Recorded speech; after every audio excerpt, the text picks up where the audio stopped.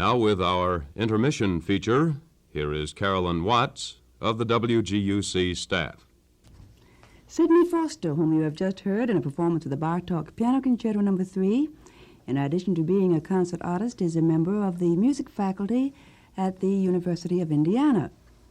Mr. Foster also has the distinction of being the first winner of the famous Leventrit Award.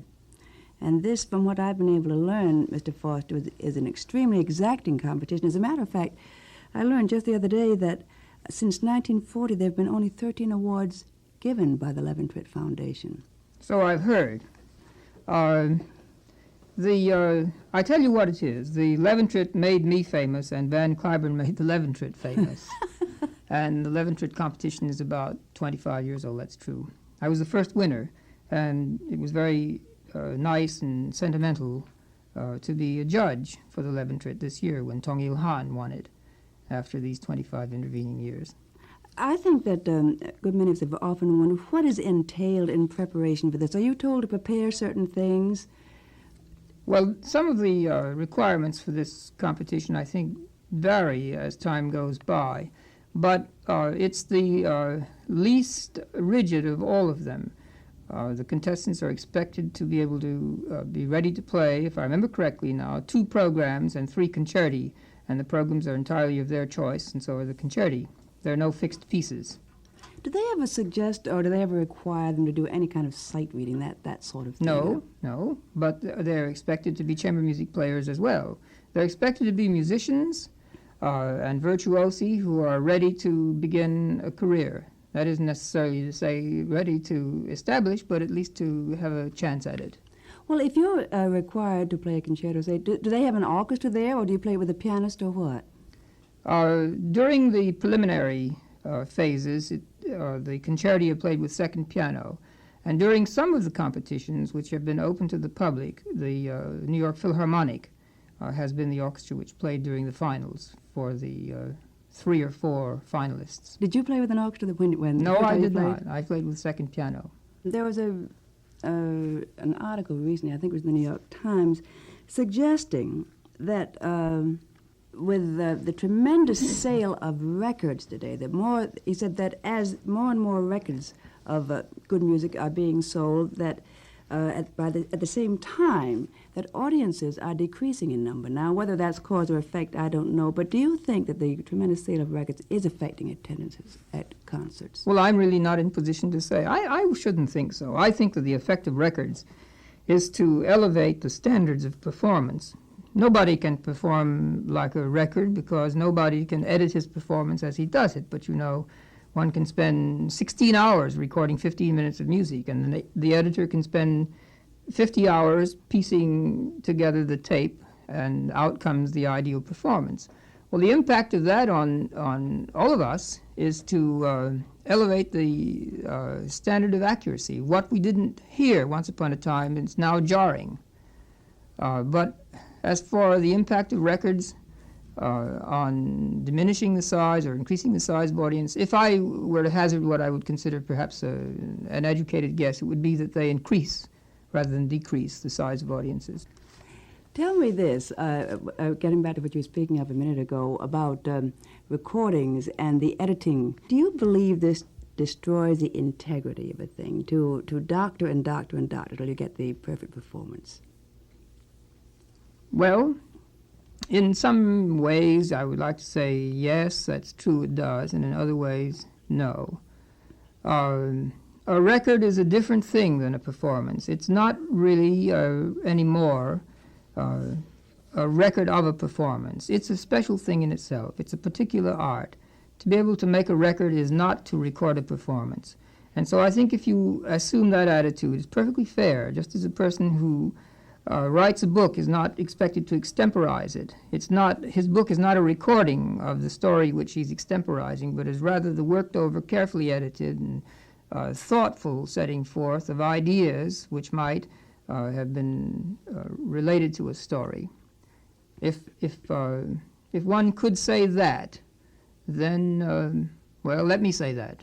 You have said it. That makes it valid. But, you know, interestingly enough, that's the first time I have heard anybody put forward this idea, and I think at last it has been defended. by you, Mr. Foster. You mean the editing of records? Yes. There was an article in the New York Times, speaking of you, that said that you are not only a virtuoso, but a great interpreter of great music. Now, what are your criteria for interpretation? Would it be the interpretation as the composer meant it, or do you get inside of the music rather than inside of the composer? It's a very hard question to answer because one doesn't really fix himself so positively. Let me say this, though. The performer is, in a sense, an instrument.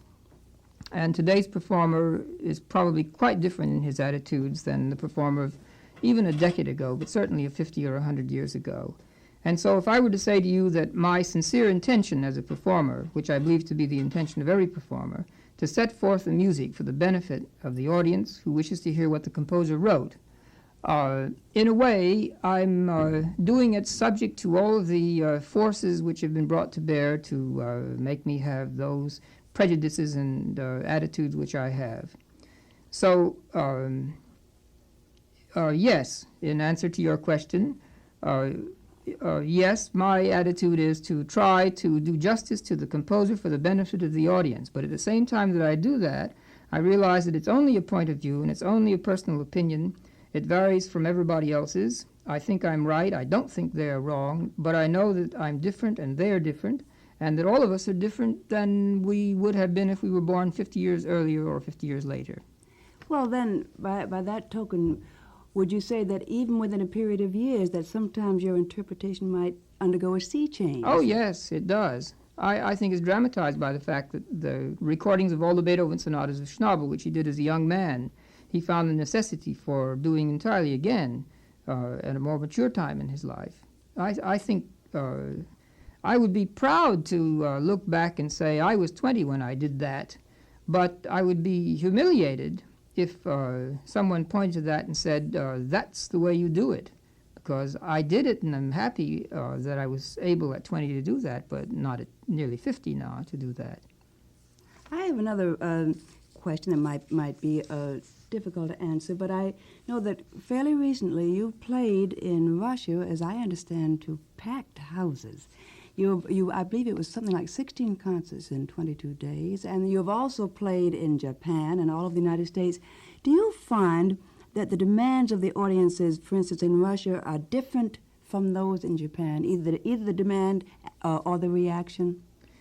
Well, there are characteristic differences in the cultures of these countries which express themselves in the way the people express themselves in their enthusiasm. I wasn't hissed anywhere or booed, so I don't know what that's like. And we never do it in this country, but I do understand that other countries do that. They still do that? Well, I'm told that. I'm not told it by anybody to whom it's happened, but I've been told that does happen. But the Russians, for example, are much more ebullient, are much more vocal in letting you know that they approved or enjoyed what you did than the Americans. The Japanese are quite extraordinary. They've embraced Western music with a vengeance, and just in a short time, I think some 20 years, a little over 20 years, they've come to the time when there are 6 active symphony orchestras in Tokyo alone, and the whole country has gone Western for music. That'll give you some idea of what it means to the Japanese. But finally, people are people, whether they are Russians or Japanese or whatever. And if you just close your eyes and listen to them after you finish playing, I don't think you could discriminate amongst them. Thank you so much. You have been listening to an interview with Sidney Foster, soloist in today's concert, playing the Concerto No. 3 by Bartók with the Cincinnati Symphony Orchestra. This has been Carolyn Watts.